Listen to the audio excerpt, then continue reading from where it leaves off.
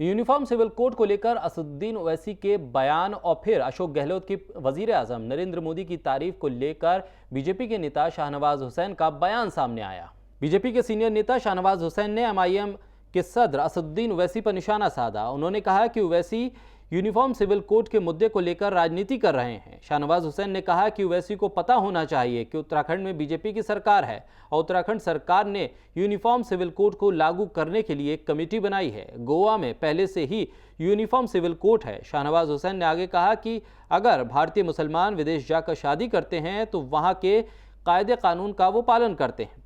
ये सिर्फ विवाह सुधार की बात है और रजिस्ट्रेशन की बात है और समानता की बात है।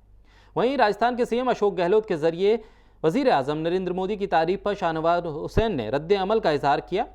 शाहनवाज हुसैन ने कहा कि राजस्थान के सीएम अशोक गहलोत ने हाल में राजस्थान के एक कार्यक्रम में वजीर आजम की तारीफ करके ये कबूल कर लिया था कि भारत को दुनिया में पहचान उन्हीं के नाम से मिल रही है।